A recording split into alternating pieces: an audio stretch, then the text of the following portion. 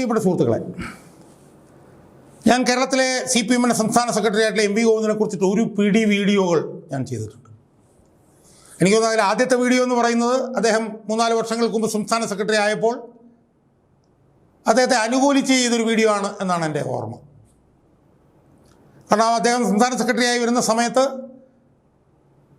ഈ പാർട്ടിയിൽ എന്തോ വലിയ ഗുണപരമായിട്ടുള്ള മാറ്റങ്ങൾ വരാൻ പോവുകയാണെന്നൊക്കെയുള്ള നിലയിലുള്ള ചർച്ചകൾ നടന്ന സമയത്ത് ഞാനും അതിൽ ആകൃഷ്ടനായി ഒരു വീഡിയോ ഒന്നങ്ങനെ ചെയ്തിരുന്നു എന്നാണ് എൻ്റെ ഓർമ്മ. എന്നാൽ കഴിഞ്ഞ കുറച്ച് നാളുകൾക്കുള്ളിൽ ഞാൻ ചെയ്തൊരു 3-4 വീഡിയോ ഉണ്ട്. അതിലൊക്കെ തന്നെ ഇയാളൊരു കോമാളിയാണ്, ഇയാളൊരു പരിഹാസ കഥാപാത്രമാണ്, ഇയാളൊരു ഹാസ്യ കഥാപാത്രമാണ് എന്ന് തെളിയിക്കുന്ന വീഡിയോകളാണ് ഞാൻ ചെയ്തത്. എനിക്ക് തോന്നുന്നു ഒരു വീഡിയോയുടെ തലവാചകം എന്ന് പറയുന്നത് കേരളത്തിലെ രാഷ്ട്രീയത്തിലൊരു ഹാസ്യ കഥാപാത്രം ജനിച്ചിരിക്കുന്നു, അത് ഇദ്ദേഹമാണ് എന്ന് പറഞ്ഞുകൊണ്ട് ഞാൻ ചെയ്തൊരു വീഡിയോ ആണ് എന്നാണ് എനിക്ക് തോന്നുന്നത്. സുഹൃത്തുക്കളെ, ഇപ്പം ഞാൻ ഈ വീഡിയോ ചെയ്യാൻ കാരണം ഈ MV ഗോവിന്ദനെ സമനില തെറ്റി എന്നെനിക്ക് തോന്നുന്നു എന്നുള്ളതുകൊണ്ടാണ്. പച്ച മലയാളത്തിൽ നമ്മൾ പറഞ്ഞാൽ MV ഗോവിന്ദൻ്റെ കിളി പോയി എന്ന് പറയുന്നതായിരിക്കും ശരി എന്ന് എനിക്ക് തോന്നുന്നു. നേരത്തെ അദ്ദേഹം ഒരു പരിഹാസ കഥാപാത്രം, ഒരു ഹാസ്യ കഥാപാത്രമായിരുന്നുവെങ്കിൽ, അതായത് അദ്ദേഹം ഹാസ്യ കഥാപാത്രമായിരുന്നു എന്ന് അദ്ദേഹം ജനങ്ങളെ ബോധ്യപ്പെടുത്തിയത് ഇവർ നടത്തിയ ഒരു ജാഥയുണ്ടായിരുന്നു. ആ ജാഥയ്ക്ക് അദ്ദേഹം നേതൃത്വം കൊടുത്തുകൊണ്ടിരുന്നപ്പോൾ അദ്ദേഹം നടത്തിയ പത്രസമ്മേളനങ്ങളിൽ അദ്ദേഹം നടത്തിയ പ്രതികരണങ്ങളൊക്കെയാണ് ഇദ്ദേഹം ഒരു ഹാസ്യ കഥാപാത്രമാണ് എന്ന് കൊണ്ട് ജനങ്ങളെ കൊണ്ട് തോന്നിപ്പിച്ചത്. അന്ന് അദ്ദേഹം ഒരു ഹാസ്യ കഥാപാത്രമായി.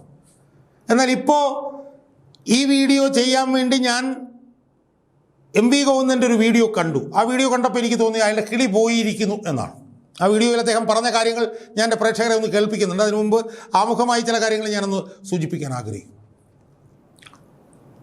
അദ്ദേഹം ആ വീഡിയോയിൽ അദ്ദേഹം പറയുന്നത് 110 സീറ്റ് LDFന് ലഭിക്കും എന്നാണ്. യഥാർത്ഥത്തിൽ അതിൽ കൂടുതൽ കിട്ടാനുള്ള സാധ്യതയുണ്ട്, പക്ഷേ മണ്ഡലങ്ങൾ അത്രയല്ലേ ഉള്ളൂ, അതുകൊണ്ട് 110 ഒതുക്കുന്നു എന്നാണ് ഈ മാന്യദേഹം പറയുന്നത്. അപ്പോൾ അത് കേട്ടപ്പോഴാണ് ഗോവിന്ദന് കിളി പോയി എന്ന് എനിക്ക് പൂർണ്ണമായും ഉറപ്പായത്. കാരണം 110 എന്ന് പറയുന്നത് UDF പോലും പറയാത്ത ഒരു കണക്കാണ്. UDF 100-ൽ കൂടുതൽ സീറ്റ് എന്ന് പറഞ്ഞിട്ടുണ്ട്. VD സതീശനാണ് സ്ഥിരം പറഞ്ഞുകൊണ്ടിരിക്കുന്നത്. എന്തായാലും 100-ൽ കൂടുതൽ സീറ്റ് എന്നാണ് അവർ പറയുന്നത്. പക്ഷെ 110 എന്ന് UDFകാർ പോലും പറയുന്നില്ല. LDFകാരാണെങ്കിൽ 110 പോയിട്ട് ജയിക്കുമെന്ന് പോലും അവർ പറയുന്നുണ്ടെങ്കിൽ അത് കൃത്രിമമായിട്ടുള്ള ചിരിയോടുകൂടി നടക്കാൻ കഴിയാത്ത എന്തോ നടക്കാൻ പോകുന്നു എന്നുള്ളൊരു മോഹഭാവത്തോടു കൂടിയാണ് അവർ ജയിക്കും, 3-ാം ഭരണം വരും എന്നൊക്കെ പറയുന്നത്. ഇപ്പോൾ കഴിഞ്ഞ ദിവസം തോമസ് ഐസക് നിന്ന് 3-ാം ഭരണം വരുമെന്ന് പറയുന്നുണ്ട്.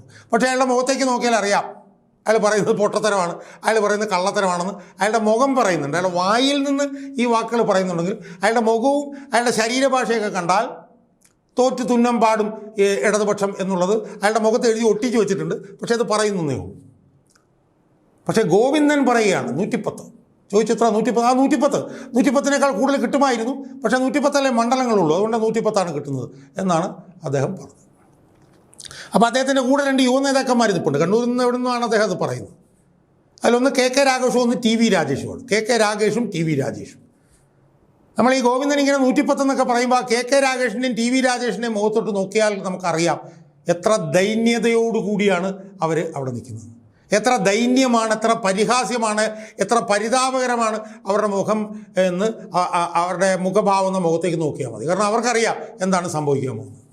കണ്ണൂർ ജില്ലയിലെ 7 മണ്ഡലങ്ങളിൽ പോലും എന്ത് സംഭവിക്കുമെന്ന് ഉറപ്പില്ലാത്ത ഒരു തെരഞ്ഞെടുപ്പാണ് വരാൻ പോകുന്നത് എന്നുള്ളത് അവർക്കറിയാം. സാധാരണയിൽ കണ്ണൂർ ജില്ലയിലെ 7 മണ്ഡലങ്ങളെക്കുറിച്ച് ആരും ചർച്ച ചെയ്യാറില്ല. UDF പോലും കണ്ണൂർ ജില്ലയിലെ 7 മണ്ഡലങ്ങളെക്കുറിച്ച് ചർച്ച ചെയ്യാറില്ല. പക്ഷേ ഇപ്പോൾ കണ്ണൂർ ജില്ലയിലെ പയ്യന്നൂർ, കണ്ണൂർ ജില്ലയിലെ തളിപ്പറമ്പ്, കണ്ണൂർ ജില്ലയിലെ മട്ടന്നൂർ, പിന്നെ കണ്ണൂർ ജില്ലയിലെ തലശ്ശേരി, എന്തിന് ധർമ്മടത്ത് പോലും 2024 കഴിഞ്ഞപ്പോൾ പിണറായി വിജയന് 4,000 വോട്ട് ഭൂരിപക്ഷമേ ഉള്ളൂ. അവിടെ റോഡ് ഷോ നടത്തുകയാണ് പിണറായി വിജയൻ. അതാണ് കണ്ണൂരിലെ സ്ഥിതി. അപ്പോൾ അവിടെ നിന്നുകൊണ്ടാണ് ഈ ഗോവിന്ദൻ ഈ 110 എന്ന് പറഞ്ഞുകൊണ്ടിരിക്കുന്നത്. എന്തായാലും ആ 110-മായി ബന്ധപ്പെട്ടുകൊണ്ട് ഗോവിന്ദൻ പറഞ്ഞ ഈ കാര്യങ്ങളെക്കുറിച്ചിട്ട് ഉള്ള ആ ഭാഗം നമുക്ക് ഇനിയൊന്ന് കേൾക്കാം. ഞങ്ങൾ നേരത്തെ പറഞ്ഞല്ലോ 110 സീറ്റാണ് ഉന്നം വെക്കുന്നത്. അതിനെ കൂടി ആ സാഹചര്യം കൂടിയിരിക്കുകയാണ്. പക്ഷെ നമ്മൾ സീറ്റ് വർദ്ധിപ്പിച്ചില്ല. കണ്ണൂരും അങ്ങനെയാണ്. ഒരു സംശയവും വേണ്ട. അതൊക്കെ പറഞ്ഞു കഴിഞ്ഞാൽ ഒന്നും പറയാൻ ഉദ്ദേശിക്കുന്നു. കഴിഞ്ഞ പ്രാവശ്യത്തെ തെരഞ്ഞെടുപ്പിൽ 2ാം ടേമാണ് നമ്മൾ അധികാരത്തിലേക്ക് വന്നത്. അതൊരു പുതിയ ചരിത്രമായിരുന്നു. ഇപ്പോഴും 3ാം ടേമിലേക്കുള്ള യാത്രയാണ്. AKജിയുടെ സ്മരണ ഇരമ്പുന്ന ഈ കേരളത്തിൽ ഞങ്ങൾക്ക് അഭിമാനത്തോടെ പറയാനാവും, 3ാം ടേമിലേക്ക് കേരളത്തിലെ ഇടതുപക്ഷ ജനാധിപത്യ മുന്നണിയുടെ ഭരണ സംവിധാനം നീങ്ങാൻ പോവുകയാണ്. ആ ഒരു ജനവിധിയാണ് ജനങ്ങൾ കേരളത്തിൽ ഇടതുപക്ഷ ജനാധിപത്യ മുന്നണിക്ക് അനുകൂലമായിട്ട് എഴുതാൻ പോകുന്നത് എന്ന് ഇപ്പോഴെല്ലാവരും സമ്മതിച്ചിരിക്കുക. UDFിലെ പടലപണക്കവും കുഴപ്പവും ഇപ്പോഴും പരിഹരിക്കാൻ സാധിച്ചിട്ടില്ല. അതിപ്പോഴും തുടരുകയാണ്. ആ ഒരു പശ്ചാത്തലത്തിൽ അവർക്ക് ഈ കേരളത്തെ സംബന്ധിച്ചിടത്തോളം കേരളത്തിൻ്റെ പുതിയ നിലപാടുകളുമായിട്ട് ബന്ധപ്പെട്ട് ഒരു കാര്യവും പറയാനില്ല. എല്ലാ വികസന പ്രവർത്തനത്തെയും പൂർണ്ണമായിട്ട് തള്ളിപ്പറഞ്ഞവരാണവർ. ഒരു വികസനത്തെയും ഞങ്ങൾ പിന്തുണയ്ക്കില്ല എന്ന് പരസ്യ നിലപാട് സ്വീകരിച്ച രാഷ്ട്രീയ പാർട്ടിയാണ് ഈ UDFിൻ്റെ ഭാഗമായിട്ട് നിൽക്കുന്നവർ. അവർക്ക് ഇപ്രാവശ്യത്തെ തെരഞ്ഞെടുപ്പിൻ്റെ ഭാഗമായിട്ട് വരാൻ പോകുന്ന ഏറ്റവും ശക്തമത്തായ തിരിച്ചടി, കേരളത്തിൻ്റെ വികസന പ്രവർത്തനത്തിൽ ഒരു പങ്കും വഹിക്കാൻ നിങ്ങൾക്കായിട്ടില്ല. കഴിഞ്ഞ 10 കൊല്ലം ഒരു പ്രവർത്തനത്തിലും അവർക്ക് മുന്നോട്ടേക്ക് വരാൻ സാധിച്ചിട്ടില്ല. വിമർശനാത്മകമായ രീതിയിൽ എന്തെങ്കിലും ചൂണ്ടിക്കാണിച്ചു എന്നല്ല, ഒരു വിമർശനവും ഉന്നയിക്കാൻ സാധിക്കാത്ത രീതിയിൽ അവർക്ക് ഞങ്ങളെല്ലാ വികസന പ്രവർത്തനത്തിനും എതിരാണ് എന്ന പ്രചാരവേദിയാണ് അവർ നടത്തിയത്. അതായിരിക്കും ഈ തെരഞ്ഞെടുപ്പിലെ UDFും BJPയും അഭിമുഖീകരിക്കുന്ന ഏറ്റവും പ്രധാനപ്പെട്ട തിരിച്ചടി. ഞാൻ പറഞ്ഞു തന്നോട്ടെ, അതായിരിക്കും തിരിച്ചടി. ഏറ്റവും പ്രധാനപ്പെട്ട തിരിച്ചടി അതായിരിക്കും. കാരണം ഒരു തരത്തിലുള്ള വികസന പ്രവർത്തനവും നടത്താൻ അനുവദിക്കില്ല. ഞങ്ങളൊരു വികസന പ്രവർത്തനത്തിലും പങ്കാളിയാവുകയും ചെയ്യില്ല.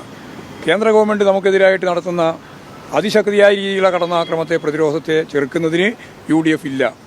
ഇതാണ് കേരളത്തിൻ്റെ ഭാഗമായി അവർ അഭിമുഖീകരിക്കുന്ന ഏറ്റവും വലിയ പ്രശ്നം.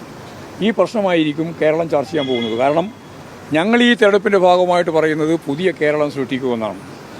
അത് പറയല്ല ചെയ്യുന്നത്, അത് ജനങ്ങൾക്ക് അനുഭവവേദ്യമാണ്. അതാണ് ജനങ്ങൾ കൃത്യമായിട്ടും, ഞാൻ പറഞ്ഞത് കേട്ട് നിങ്ങളുടെ ചോദ്യത്തിന് ഉത്തരം പറയാൻ വേണ്ടിയില്ലല്ലോ ഇവിടെ ഇരിക്കുന്നത്. ഞാൻ പറഞ്ഞു തീർത്തതിന് ശേഷം വല്ല ചോദ്യം ഉണ്ടെങ്കിൽ ചോദിക്കുക, അത്രയേ ഉള്ളൂ. അപ്പോൾ ഞാൻ പറഞ്ഞു വന്നത് ഇത്രയേ ഉള്ളൂ. കേരളത്തിലെ ഇടതുപക്ഷ ജനാധിപത്യ മുന്നണി ഒരു നവകേരള സൃഷ്ടിക്ക് വേണ്ടിയുള്ള പോരാട്ടത്തിൽ ജനങ്ങളെ ചേർത്ത് നിർത്തി കോടിക്കണക്കിന് മനുഷ്യൻ്റെ പ്രശ്നങ്ങളിൽ ഇടപെട്ട് അവരുടെ പ്രശ്നങ്ങൾക്ക് പരിഹാരം കണ്ട് അവരുടെ ജീവിതത്തെ മുന്നോട്ടേക്ക് നയിച്ചതിന് വേണ്ടിയുള്ള നേതൃത്വപരമായ പങ്കുവഹിച്ച് അടിസ്ഥാന സൗകര്യങ്ങളെല്ലാം ഈ കേരളത്തിലെ ജനങ്ങൾക്ക് ഒരുക്കി കൊടുത്ത് ഈ പ്രശ്നങ്ങൾക്കെല്ലാം പരിഹാരം കണ്ട് മുന്നോട്ടേക്ക് പോകുന്ന ഒരു ഗവൺമെൻറ്റാണ് 10ാമത്തെ കൊല്ലം ഈ കേരളത്തിലുള്ളത്. അതാണ് കേരളത്തിലെ ഇടതുപക്ഷ ജനാധിപത്യത്തിലൂടെ ഏറ്റവും കരുത്തുറ്റ ആയുധം. അതുകൊണ്ട് ഞങ്ങൾ ഈ തെരഞ്ഞെടുപ്പിൻ്റെ ഭാഗമായിട്ട് പറയാൻ പോകുന്ന 2 കാര്യവും, ഒന്ന്, UDF ഉൾപ്പെടെയുള്ള ശക്തികൾ ഭൂരിപക്ഷ ന്യൂനപക്ഷ വർഗീയതയുമായി ചേർന്ന് മുന്നോട്ടേക്ക് പോവുകയാണ്. 2, എല്ലാ വികസന പ്രവർത്തനത്തിനും എതിരായിട്ട് മുഖം തിരിഞ്ഞു നിൽക്കുന്ന ഒരു പ്രതിപക്ഷമാണ് കേരളത്തിലുള്ളത്. ഇത് രണ്ടിനെയും, ഈ 2 നിലപാടിനെയും ഫലപ്രദമായിട്ട് കേരളത്തിലെ ജനങ്ങൾ അഭിമുഖീകരിക്കുന്നു. അത് കൃത്യമായിട്ട് ശരിയായ നിലപാടിലൂടെ അവർ കൈകാര്യം ചെയ്യുന്നു. അതിലൂടെ ഇടതുപക്ഷ ജനാധിപത്യ മുന്നണിക്ക് ഞങ്ങൾ നേരത്തെ ചൂണ്ടിക്കാണിച്ച 3ാം ടേമിലേക്ക് കടക്കാനുള്ള സൗകര്യമുണ്ടാകുന്നു എന്നുള്ളതാണ് ഈ നോമിനേഷൻ ഏതാണ്ട് കൊടുത്തു തീർക്കുന്ന നാളത്തോടുകൂടി നമ്മുടെ മുമ്പിലുള്ള പ്രധാനപ്പെട്ട ഒരു ചിത്രം. ഞങ്ങൾ നേരത്തെ പറഞ്ഞല്ലോ 110 സീറ്റാണ് ഉന്നം വെക്കുന്നത്. അതിനെ കൂടി ആ സാഹചര്യം കൂടിയിരിക്കുകയാണ്. പക്ഷെ നമ്മൾ സീറ്റ് വർദ്ധിപ്പിച്ചില്ല. കണ്ണൂരും അങ്ങനെയാണ്, ഒരു സംശയവും വേണ്ട. അതൊക്കെ പറഞ്ഞു കഴിഞ്ഞാൽ അതിനൊന്നും ഒന്നും പറയാൻ ഉദ്ദേശിക്കുന്നില്ല. ഒന്നും പറയാൻ സുഹൃത്തെ കേട്ടല്ലോ, ഇയാളിങ്ങനെ ഈ പൊട്ടത്തരം പറയുന്നതിനിടയിൽ മാധ്യമപ്രവർത്തകർ ഇടപെടാൻ ശ്രമിച്ചപ്പോൾ അയാൾ സമ്മതിച്ചില്ല.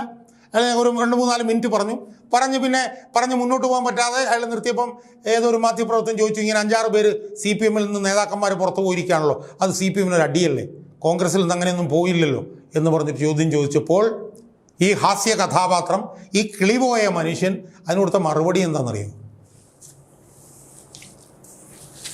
ആ മറുപടി അദ്ദേഹത്തിൻ്റെ വാക്കുകളിൽ തന്നെ നമുക്കൊന്ന് കേൾക്കാം. അത് ഞങ്ങൾ 5.5 ലക്ഷം, ഞാൻ പറഞ്ഞു 5.5 ലക്ഷം പാർട്ടി മെമ്പർഷിപ്പ് ഉണ്ട്, ഒരു 2.5 ലക്ഷം അനുഭാവി ഗ്രൂപ്പുണ്ട്.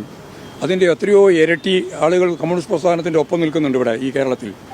അതിൻ്റെ അകത്ത് 4-5 ആൾ തെറ്റായ പ്രവണതയുടെ ഭാഗമായിട്ട് മുന്നോട്ടേക്ക് പോവുകയും അതിൻ്റെ ഭാഗമായിട്ട് അവരെല്ലാം പുറത്താക്കപ്പെടുകയും ചെയ്താൽ ആ പുറത്താക്കപ്പെട്ടവരാണ് കേരളത്തിലെ കമ്മ്യൂണിസ്റ്റ് പാർട്ടിയെ നയിക്കുന്നത് എന്നാണോ നിങ്ങളുടെ ധാരണ?